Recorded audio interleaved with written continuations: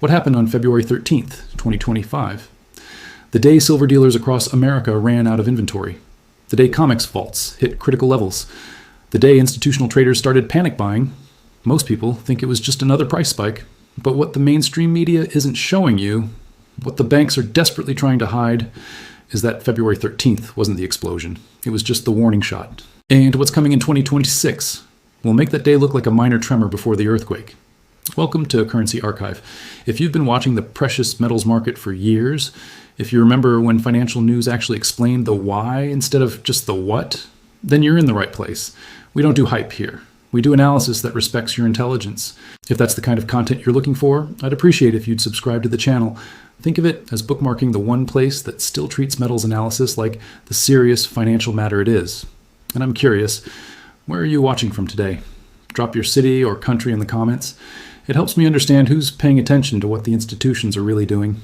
Now, let's talk about what they're not telling you about 2026. On February 13th, 2025, something unusual happened in the silver market. Most investors scrolled past the headlines. Another price spike, another day of volatility, nothing to see here.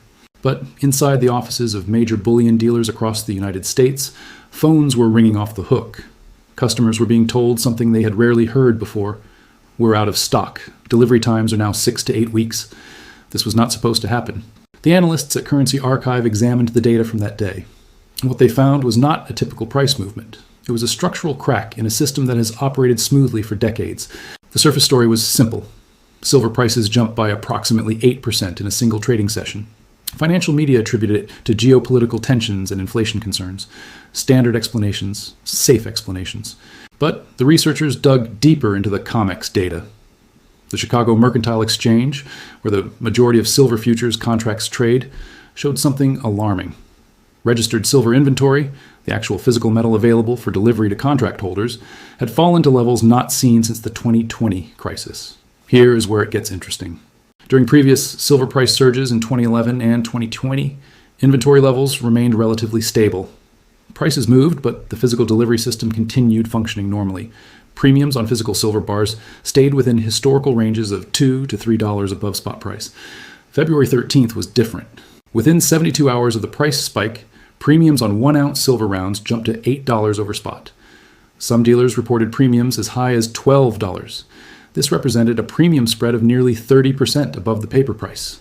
The analysts noted 3 critical differences between February 13th and previous volatility events. First, the ratio of registered to eligible silver in COMEX vaults hit a historic low. Eligible silver refers to metal stored in approved vaults but not available for delivery. Registered silver is metal specifically allocated for futures contract delivery. On February 13th, the ratio stood at approximately 1 ounce of registered silver for every 40 ounces of open interest in futures contracts. Translation: 40 investors held paper claims on every single physical ounce available for delivery. Second, institutional traders began demanding physical delivery at unprecedented rates. Historically, fewer than 3% of silver futures contracts result in physical delivery. Most traders simply roll their positions forward or settle in cash.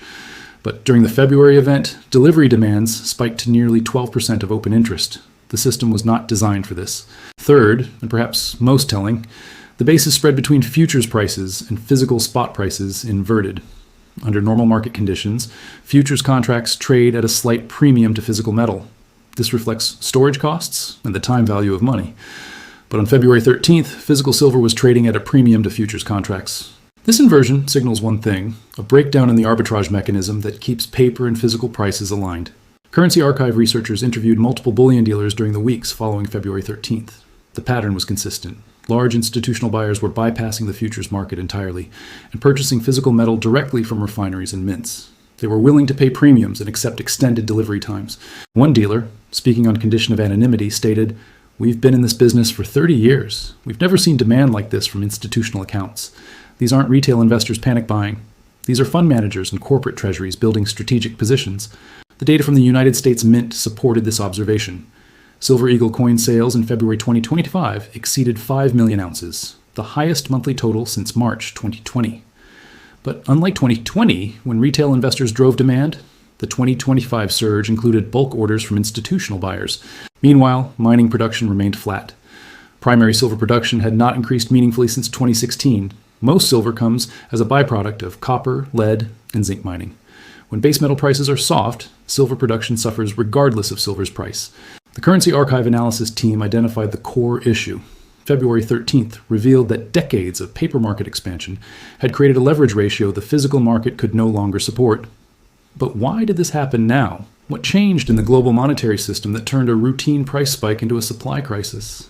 The answer requires understanding the policy decisions made between 2020 and 2025 that fundamentally restructured how institutions treat precious metals.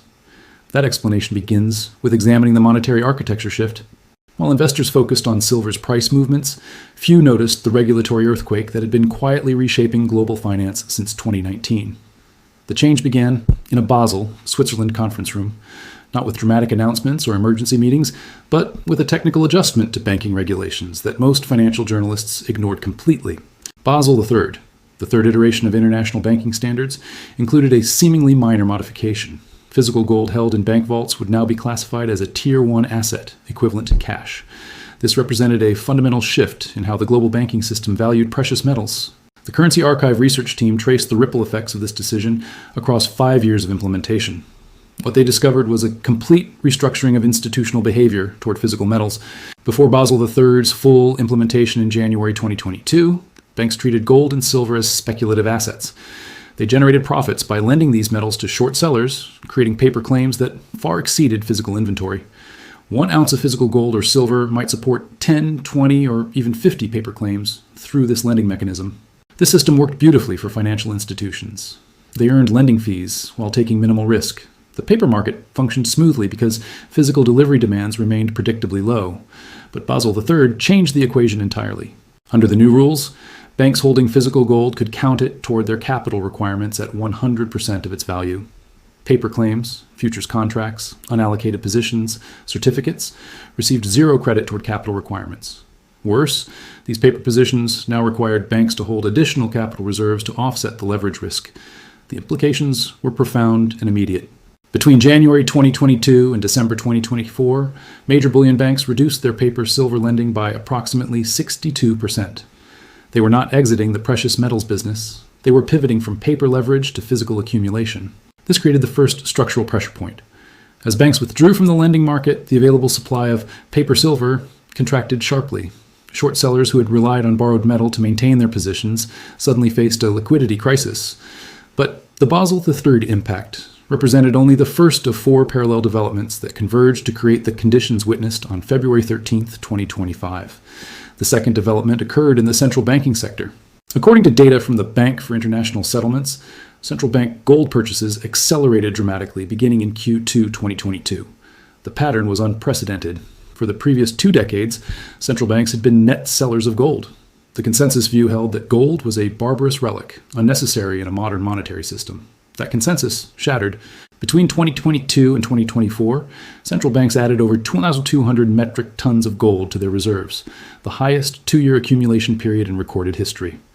The buyers were not Western central banks. The Federal Reserve, European Central Bank, and Bank of England made minimal changes to their gold holdings. The accumulation came from the East and global South.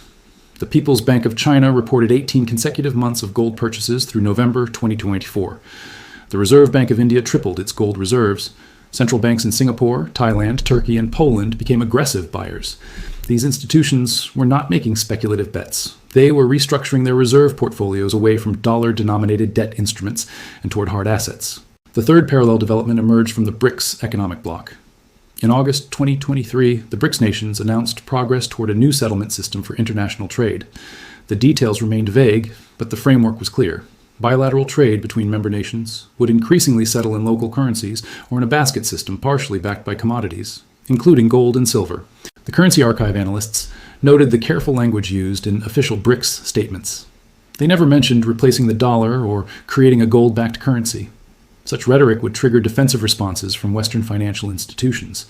Instead, BRICS members simply began conducting trade outside the dollar system. Oil sales between Russia and China settled in yuan. India purchased Russian energy in rupees. Brazil and China established direct currency swap lines. Each transaction represented a small reduction in dollar demand, individually insignificant, collectively transformative. By late 2024, approximately 18% of global trade settled outside the dollar system, up from 11% in 2020. This shift forced exporters worldwide to hold more diverse reserve assets.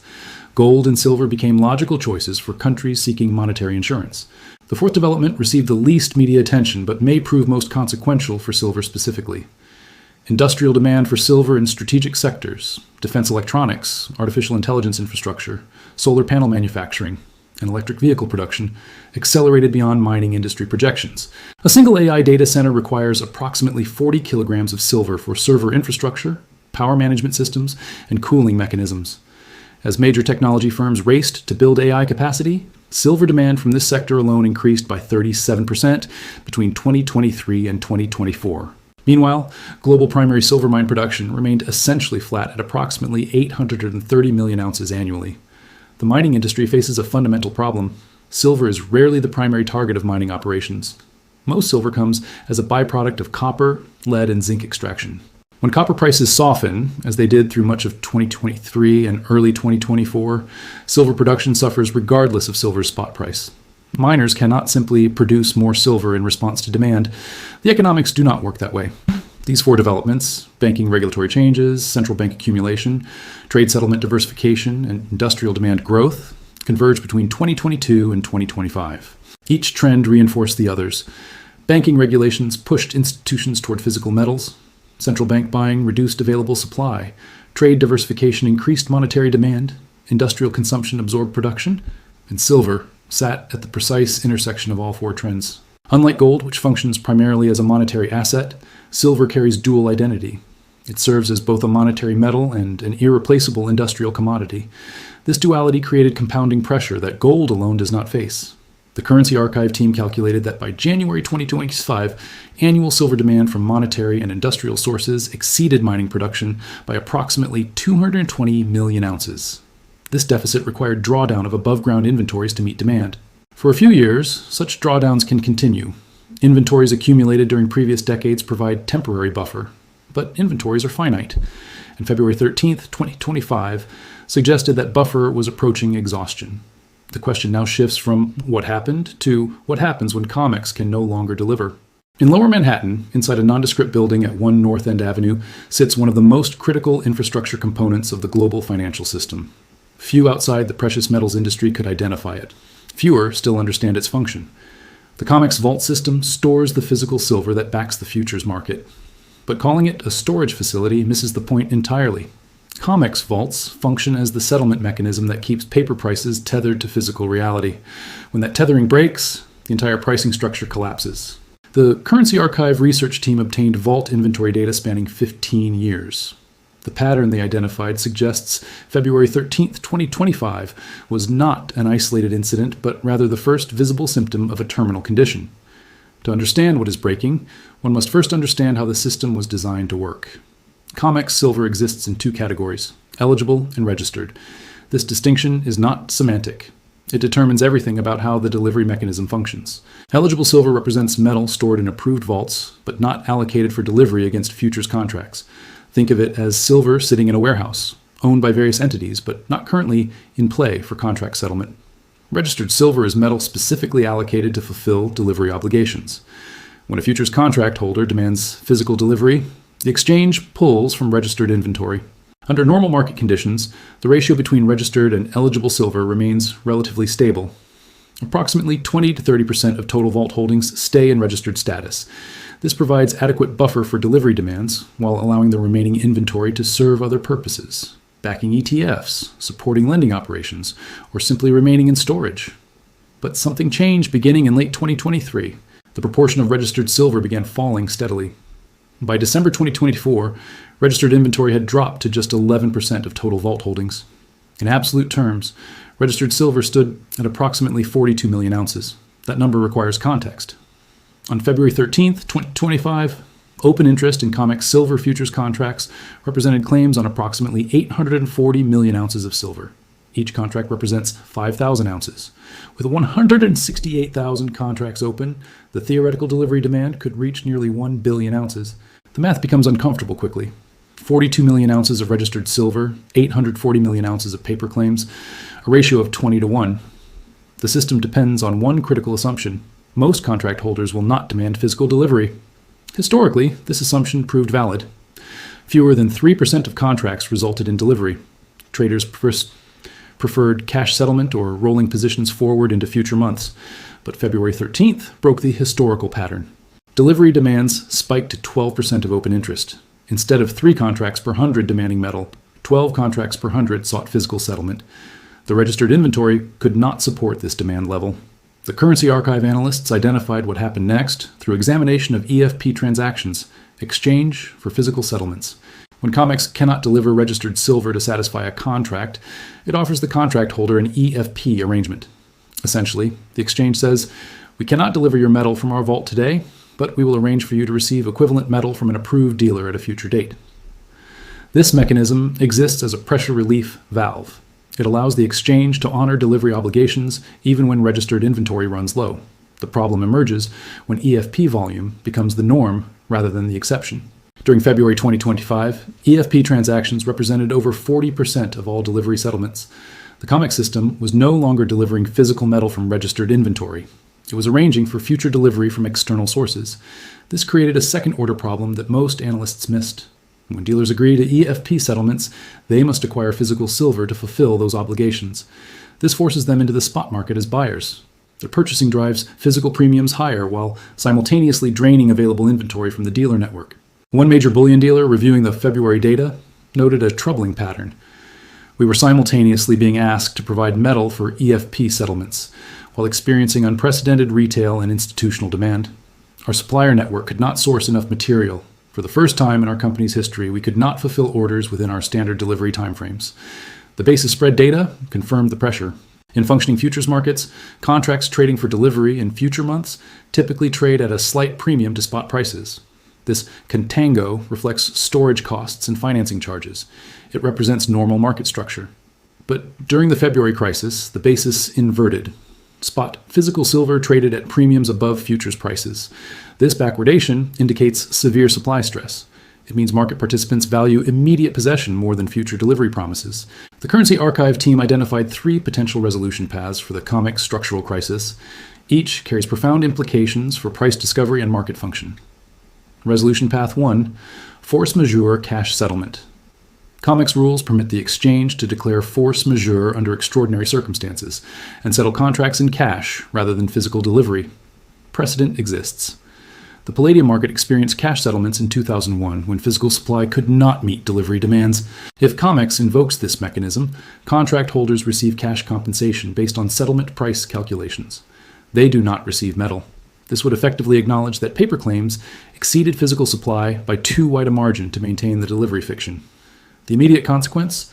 Price discovery would shift away from COMEX entirely. If the exchange cannot guarantee physical delivery, why would serious buyers use COMEX prices as reference? They would turn to physical markets, dealer networks, refineries, mining companies for actual price discovery. Resolution Path 2, emergency rule changes. COMEX could implement position limits, restrict delivery demands, or modify contract specifications to reduce physical settlement pressure. This approach maintains the exchange's operational continuity while reducing stress on the delivery mechanism. The challenge? Such changes would acknowledge system fragility. Market participants would recognize that the exchange modified rules because it could not fulfill existing obligations under current terms. Confidence in the pricing mechanism would suffer accordingly. Resolution Path 3, price discovery migration. Without formal announcements or rule changes, market participants could simply begin treating physical markets as primary and COMEX futures as derivative pricing. The Shanghai Gold Exchange and London Bullion Market Association already function as significant price discovery venues for gold. Silver could follow the same pattern. This path requires no official action. It happens organically as institutional buyers recognize that COMEX prices do not reflect physical market realities. The February 13th event suggested this migration had already begun. Institutional buyers were paying substantial premiums above COMEX prices to secure physical metal. They were treating futures prices as increasingly irrelevant to actual transaction values. The Currency Archive analysts noted one additional factor that makes silver's COMEX crisis unique: Basel III banking regulations. The same rules that elevated gold to Tier 1 asset status created pressure for banks to reduce their precious metals lending operations. This reduced the available float of silver that could move in and out of registered status as needed. Previously, banks maintained large eligible silver positions that could convert to registered status when delivery pressure increased. This provided flexibility. But as banks reduced their precious metals exposure to comply with capital requirements, that flexibility vanished. The vault system became rigid. Registered silver could no longer expand to meet delivery surges because the eligible inventory pool had shrunk. By early 2026, the COMEX silver market faced a fundamental question. Can a futures exchange maintain price discovery authority when it can no longer reliably deliver the underlying physical commodity? The answer to that question would determine whether 2026 brought orderly adjustment or disorderly price dislocation. The evidence suggests the market was already choosing. The analysts at Currency Archive constructed their 2026 framework, not through speculation, but through convergence mapping. They identified the point where multiple measurable trends intersect to create conditions unlike anything the silver market has experienced in modern history. February 13th, 2025, provided the data point. The monetary architecture shift explained the context. The COMEX structural crisis revealed the mechanism. Part 4 examines what happens when all three factors reach simultaneous critical mass in 2026. The research team began with industrial demand projections. Global solar panel manufacturing capacity is scheduled to expand by 38% in 2026. Each gigawatt of solar capacity requires approximately 2,500 ounces of silver for photovoltaic cells. The expansion represents an additional 95 million ounces of annual silver demand from the solar sector alone. Electric vehicle production faces similar trajectory. Current projections indicate 18 million EVs will roll off production lines in 2026, up from 13.8 million in 2024. Each vehicle requires approximately 1 ounce of silver in electrical components, charging systems, and battery management infrastructure. This adds another 4.2 million ounces to annual demand. Defense electronics manufacturing has accelerated globally. Geopolitical tensions drive procurement of advanced weapon systems, missile guidance technology, and electronic warfare capabilities. Silver's conductivity properties make it irreplaceable in these applications.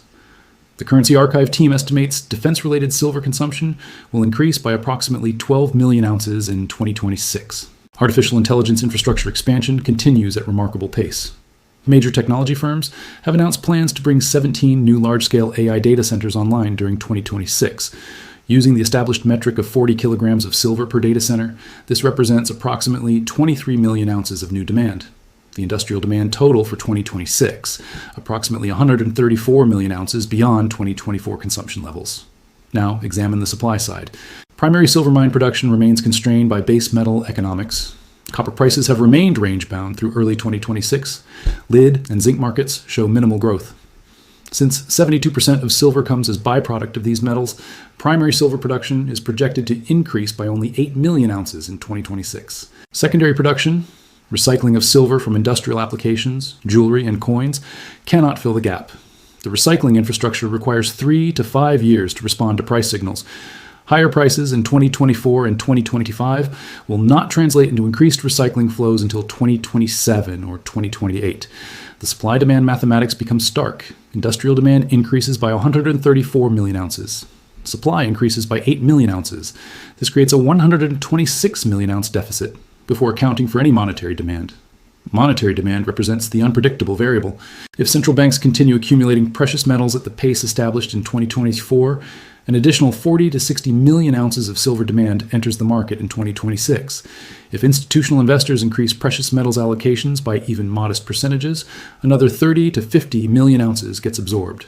The total deficit scenario, between 196 and 236 million ounces of silver demand exceeding available supply in 2026. For context, total above-ground silver inventory available for investment purposes is estimated at approximately 2.5 billion ounces. A deficit of 200 million ounces represents an 8% drawdown of available inventory in a single year. Such drawdowns can continue for a period, but they cannot continue indefinitely, and they create price pressure that compounds annually.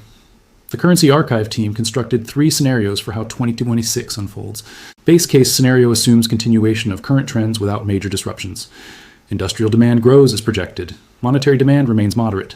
COMEX maintains functionality through increased use of EFP settlements. Physical premiums widen to 15-20% above paper prices. Price discovery begins migrating toward physical markets, but the transition occurs gradually over 18 to 24 months. In this scenario, silver prices reach the $42-$40 range by Q4 2026. The increase reflects on supply deficit recognition, but does not represent panic buying or system breakdown. Businesses that secure physical supply early in the year benefit from lower acquisition costs compared to those waiting until deficit becomes widely recognized. Bull case scenario incorporates one or more catalyst events. These could include a COMEX force majeure declaration, a major sovereign wealth fund announcing substantial silver allocation, or a significant mining supply disruption. In this scenario, the paper-physical disconnect accelerates rapidly. Institutional buyers rush to secure supply ahead of anticipated shortages. Physical premiums spike to 30 or 40% above paper prices. COMEX futures become increasingly irrelevant for actual transaction pricing. Silver prices reach $65 or $85 range by Q4 2026. The transition happens in quarters rather than years. Businesses without pre-established supply relationships face severe acquisition challenges. Bear case scenario requires reversal of established trends. Central banks halt precious metals accumulation. Industrial demand disappoints projections due to economic slowdown. COMEX implements rule changes that successfully reduce delivery pressure without triggering confidence loss. The monetary reset narrative proves premature. In this scenario, silver prices remain range-bound between $28.35 through 2026. Physical premiums normalize to historical levels. The supply deficit persists, but does not trigger pricing dislocation. Businesses holding physical inventory experience opportunity cost compared to alternative allocations. The currency archive analysts assigned probability weights to each scenario based on policy trajectory analysis, institutional positioning data, and industrial demand momentum. Base case probability, 55%. Bull case probability, 35%. Bear case probability, 10%. These probabilities suggest that businesses face asymmetric risk. The combined 90% probability of base or bull scenarios indicates substantial likelihood of significant price appreciation and continued supply tightness. This leads to the positioning framework. The research team emphasizes a critical distinction. Silver exposure for businesses should function as monetary insurance and supply chain hedging, not speculative investment. Businesses in sectors requiring silver inputs, electronics manufacturing, renewable energy, medical devices, face direct supply chain risk. For these entities, securing multi-year supply contracts or holding strategic inventory represents operational necessity rather than financial speculation. For businesses without direct silver usage, the positioning question becomes, what percentage of liquid reserves should serve as monetary insurance against currency devaluation and banking system instability? The framework suggests allocation ranges based on business profile. Conservative allocation, 3 out to 5% of liquid reserves in physical silver. This provides modest insurance while maintaining maximum operational flexibility. Suitable for businesses with stable cash flows, low debt loads, and minimal exposure to currency volatility. Moderate allocation, 8 to 12% of liquid reserves in physical silver. This represents meaningful insurance position while avoiding concentration risk. Appropriate for businesses with international exposure, commodity price sensitivity, or concerns about dollar purchasing power erosion. Aggressive allocation, 15-20% of liquid reserves in physical silver. This constitutes substantial strategic position, justified only for businesses with deep conviction about monetary reset timeline, strong balance sheets capable of absorbing opportunity cost, and access to secure storage infrastructure. The physical versus paper exposure question demands attention. ETFs and futures contracts offer convenience and liquidity, but they do not provide protection against the specific risks that 2026 convergence creates. If COMEX functionality degrades or paper-physical disconnect widens, these instruments may not perform as expected during crisis conditions. Physical holdings, bars, coins stored in allocated segregated accounts, provide actual asset ownership. The trade-off comes in storage costs, insurance requirements, and reduced liquidity compared to paper instruments. For businesses seeking monetary insurance rather than trading positions, physical exposure makes strategic sense despite the operational overhead. Timing strategy matters significantly. Businesses that establish positions in Q1 2026 acquire silver before potential deficit recognition spreads widely. Those waiting until Q3 or Q4 face probability of substantially higher prices and reduced availability. The currency archive team recommends dollar cost averaging over 3 to 6 months rather than single large purchases. This smooths acquisition cost and reduces timing risk. Risk management protocols should include clear exit criteria. If bear case scenario materializes, central banks halt accumulation, industrial demand disappoints, COMEX stabilizes, businesses should recognize their monetary insurance thesis has not played out as anticipated. Blindly holding positions despite contradictory evidence represents ideology, not strategy, but current evidence points in the opposite direction. Return to February 13th, 2025. That event was not anomaly. It was early warning system activation. The dealers who ran out of inventory were signaling supply exhaustion. The premium spikes were revealing paper-physical disconnect. The delivery demands were demonstrating institutional positioning ahead of anticipated shortages. Those signals have not disappeared, they have intensified. The currency archive analysis suggests 2026 represents the convergence year where monetary system restructuring, industrial demand acceleration, and physical market constraints reach simultaneous critical mass. Businesses that recognize this convergence and position accordingly will navigate the transition from positions of strength. Those that dismiss the warning signals as temporary volatility will discover, likely in the second half of 2026, that the window for strategic positioning has closed. The explosion referenced in this analysis is not metaphorical. It describes what happens when decades of paper market leverage meet physical supply constraints under conditions of unprecedented monetary system stress. February 13th was the tremor, the earthquake approaches. The question facing the business community is not whether this convergence will occur. The data suggests it already is occurring. The question is whether decision makers will act on the evidence before the majority recognizes what the informed minority already understands.